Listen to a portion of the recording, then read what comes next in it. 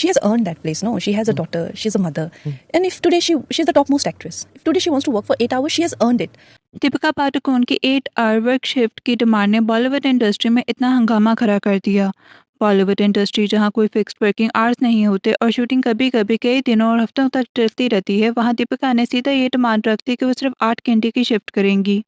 जल्द ही उनकी इस कंडीशन को आउटरेजियस कहा गया और उन्हें 2 फिल्म्स छोड़नी पड़ी। लोग दीपिका को अनप्रोफेशनल और एरोगेंट लेबल कर रहे हैं। कुछ अर्सा पहले दीपिका को फिल्म स्पिरिट से हटा दिया गया क्योंकि वो रिसेंटली मदर बनी थी और उन्होंने 8 आवर शिफ्ट्स की डिमांड की। 8 घंटे की शिफ्ट के अलावा भी उनकी कुछ और डिमांड्स थी जो अनजस्टिफाइड समझी गई।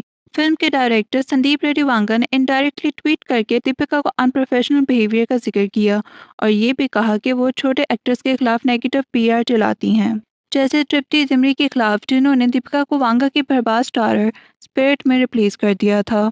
लेकिन जब ये कंट्रोवर्सी ठंडी हो रही थी, तब एक और खबर सामने आई कि दीपिका को फिल्म काल की पार्ट 2 से भी हटा दिया गया है। जैसे कि हम सब जानते हैं, दीपिका का काल की पार्ट 1 में एक इम्पॉर्टेंट रोल था। सीक्वल में भी उनका रोल मेजर एक्सपेक्टेड था, लेकिन अचानक उन्हें हटा दिया गया। फिल्म के डायरेक्टर ने ट्वीट किया कि after careful consideration we have decided to part ways. Despite the long journey of making the first film, we were unable to find a partnership, and a film like Kalki deserves that commitment and much more. यहाँ पर indirect तरीके से audience को ये बताने की कोशिश की गई कि काल्की जैसे फिल्म को उस लेवल की कमिटमेंट चाहिए। ये एक तरह का टॉन्ट लग रहा था कि उन्हें दीपिका से वो कमिटमेंट नहीं मिल रही थी। इसके बाद दीपिका की तरफ से भी इसी कमिटमेंट वाले पॉइंट पर एक इनडायरेक्ट रिस्पांस देखने को मिला। उन्होंने इंस्टाग्राम पर एक पोस्ट शेयर की जिसमें वो एसआरके का हाथ पकड़े हुए नजर आ रही थी और उस पोस्ट पर लिखा था कि The very first lesson he taught me almost 18 years ago while filming Om Shanti Om was that the experience of making a movie matters far more than its success. I couldn't agree more, and I have applied that learning to every decision I have made since, and that's probably why we are back making our 6th movie together. ऐसा लग रहा था जैसे दीपिका ये कहना चाह रही हो कि काल्की के मेकर्स के साथ उनका एक्सपीरियंस अच्छा नहीं रहा।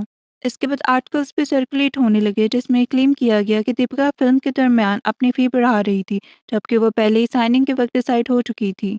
एक और खबर ये भी आई कि दीपिका अपनी 25 लोगों की टीम के खर्चे प्रोडक्शन से कवर करवाना चाहती थी, जो काफ़ी हद तक अनजस्टिफाइड समझा गया। और सिर्फ दीपिका ही नहीं, बल्कि बॉलीवुड के कई बड़े एक्टर्स भी अपनी स्टाफ कॉस्ट प्रोडक्शन से कवर करवाते हैं, जो प्रोड्यूसर्स पे एक एक्स्ट्रा बर्डन बन जाता है। इसी दौरान अल्लू अर्जुन से रिलेटेड भी एक रूमर सामने आया कि अगर कोई उनके साथ काम करना चाहता है या उन्हें इंटरव्यू के लिए बुलाना चाहता है, तो एक लंबी लिस्ट ऑफ 42 रूल्स भेजी जाती है जिसमें यह मेंशन होता है कि क्या कर सकते हैं और क्या नहीं। अगर इसमें कोई सच्चाई है तो ये भी क्लियरली गलत है और ऐसी डिमांड्स को अनरीजनेबल कहा जा सकता है। जब ये कंट्रोवर्सी और बढ़ गई तो दीपिका का एक इंटरव्यू सामने आया जहां उन्होंने कहा कि मेल एक्टर्स की डिमांड्स डायरेक्टर्स एंड प्रोड्यूसर्स सालों से पूरी करते आ रहे हैं, लेकिन उन पर कभी कोई कंट्रोवर्सी नहीं होती।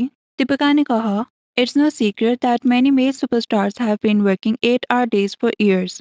It's never made headlines. Many work only Monday to Friday and not weekends.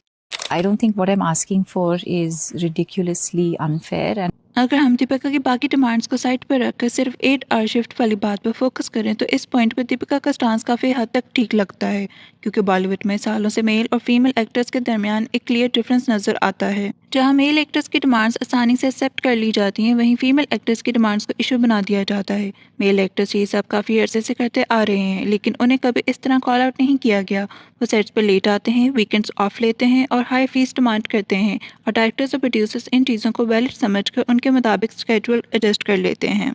लेकिन अगर एक्ट्रेसेस अपनी सहूलत के लिए कोई डिमांड करें तो उन्हें क्रिटिसाइज़ किया जाता है। सलमान खान अपनी लेटनेस के लिए मशहूर हैं। वो खुद इंटरव्यूज़ में कह चुके हैं कि उन्हें सुबह जल्दी उठना मुश्किल लगता है।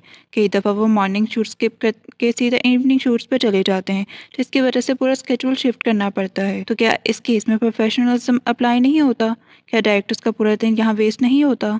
अब बात करें अक्षय कुमार की, तो वो बिल्कुल ऑपोजिट रूटीन फॉलो करते हैं। वो सुबह 3 या 4 बजे उठ जाते हैं और शाम 6-7 बजे सो जाते हैं। ये बात कपिल शर्मा शो में भी कई दफ़ा मजाक का हिस्सा बन चुकी है। तो फिर क्या डायरेक्टर्स और बाकी एक्टर्स उनके स्केड्यूल के मुताबिक एडजस्ट नहीं करते होंगे? इसी तरह अजय देवगन और अक्षय कुमार जैसे बड़े एक्टर्स संडेज को काम नहीं करना पसंद करते। उनके लिए संडे फैमिली टाइम होता है, जो बिल्कुल रीजनेबल है। लेकिन सवाल ये है कि क्या फ्लेक्सिबिलिटी सिर्फ मेल एक्टर्स के लिए ही क्यों एक्सेप्टेबल है? अगर एक न्यू मदर अपनी रूटीन एडजस्ट करना चाहती है तो उसे अनप्रोफेशनल क्यों कहा जाता है? अजय देवगन ने भी दीपिका के सपोर्ट में यहाँ कहा कि जो फिल्म मेकर्स ऑनेस्ट होते हैं उन्हें न्यू मदर्स को अकोमोडेट करने में कोई मसला नहीं होना चाहिए। Most of the honest filmmakers, I would say, will not have a problem with this. अब कंगना रनौत ने भी स्टेटमेंट दी दीपिका की सपोर्ट में। कंगना ने एक इंटरव्यू में कहा, मुझे नहीं लगता कि इस बात पर कोई इशू बनना चाहिए, क्योंकि अगर आप देखें कि दीपिका किस पोजीशन से आ रही हैं तो उन्हें ने ये पोजीशन अर्न की है। उनकी एक डॉटर है, वो अब माँ हैं और इंडस्ट्री की टॉप एक्ट्रेसेस में से एक हैं। अगर आज वो सिर्फ 8 घंटे काम करना चाहती हैं तो शी हैज़ अर्नड इट। जब मैं और दीपिका साथ थे तो उन्होंने बताया कि वो इम्तियाज़ अली की फिल्म पर काम कर रही हैं या कुछ ऐसा। उन्होंने कहा हम 12 आवर शिफ्ट कर रहे हैं। इस पर मैंने कहा कि मैं सिर्फ 10 घंटे काम करती हूँ। वो बोली ये तो कमाल है। तो एक वक्त था जब हम 12 to 14 घंटे से कम पर सेटल नहीं करते थे, क्योंकि ये हम बहुत ड्रिवन थे। हम सक्सेस चाहते थे और उसके लिए पूरी मेहनत कर रहे थे। जब आप नए होते हैं आप रिप्लेसेबल होते हैं, आपकी पोजीशन डिफरेंट होती है। लेकिन आज दीपिका जहाँ है, एक माँ है, उनकी फैमिली है और उन्होंने अपनी जगह बना ली है। अब लोग ये कहेंगे हमें वो चाहिए, और अगर वो 8 घंटे के लिए आती हैं तो हम उनके स्केड्यूल के मुताबिक एडजस्ट कर लेंगे। तो फिर क्यों नहीं?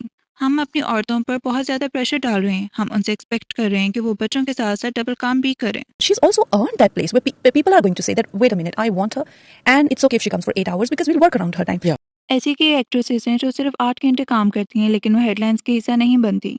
रानी मुखर्जी ने भी एक इंटरव्यू में अपना एक्सपीरियंस शेयर किया था कि जब वो अपनी बेटी अधीरा के बर्थ के बाद कम बैक कर रही थी। उन्होंने बताया कि उन्हें फिल्म हिचकी की शूटिंग करनी थी, जबकि उनकी बेटी सिर्फ 14 मंथ्स की थी। रानी मुखर्जी ने यह भी एडमिट किया कि उन्होंने अपना पूरा स्केड्यूल उसी हिसाब से सेट किया। वो रोजाना सिर्फ 6 से 7 घंटे काम करती थी, क्योंकि उन्हें अपने बेबी के पास वापस जाना होता था। My unit and my director they were so planned that for those 6-7 hours I used to finish my shoot. I've also done it where I've worked for certain hours. If the producer's okay with it, you go ahead with the film. If the producer's not okay with it, you don't do the film. So it's also a choice. Nobody's forcing anything on anybody. रानी मुखर्जी ने ये बात openly कही, लेकिन वहीं उन्हें ये advantage भी था कि वो एक फिल्म मेकर की वाइफ हैं और फिल्म उन्हीं की प्रोडक्शन हाउस की थी। इसलिए उन्हें ये लिबर्टी मिल गई कि वो अपना स्केड्यूल अपनी आसानी के मुताबिक सेट कर सकें। लेकिन जब आप किसी दूसरे प्रोडक्शन हाउस के लिए काम करते हैं तो उन्हें इतनी प्रेफरेंस और फ्लेक्सिबिलिटी मिलना मुश्किल होता है। अब बात करें करीना कपूर की, तो उन्होंने भी माँ बनने के बाद ये क्लियर कर दिया था कि वो सिर्फ 8 घंटे से ज़्यादा काम नहीं करेंगी, क्योंकि उन्हें अपनी प्रोफेशनल और पर्सनल लाइफ दोनों को बैलेंस करना है। करीना ने कहा, So I feel like if you are married and have children, and as a woman, if you do not want to give that time, you should be able to say that is what I want. I can work this number of hours. I think it's completely fine to say that way before a film starts. Alia Bhatt ने भी 2023 के around एक interview में कहा था कि मां बनने के बाद उनकी प्रायोरिटीज चेंज हो गई हैं। पहले वो लगातार काम करती थी, लेकिन अब उनका फोकस शिफ्ट हो चुका है और अब वो relatively less intense shooting schedule prefer करती हैं। तो अगर हम आलिया, रानी और करीना की बात करें तो ये सब बॉलीवुड की नेपो फैमिली से बिलोंग करती हैं। डायरेक्टर्स उनकी डिमांड्स मान लेते हैं और वैसे भी ये डिमांड्स गलत नहीं है, लेकिन जब बात दीपिका की आती है तो उन्हें हिपोक्रेट और अनप्रोफेशनल और डीवा कह दिया जाता है। लेकिन सवाल ये है कि एक पहले डिमांड को इतना बड़ा कंट्रोवर्सी क्यों बना दिया जाता है? आप अपनी राय कमेंट्स में ज़रूर शेयर करें, लाइक और सब्सक्राइब ज़रूर करें।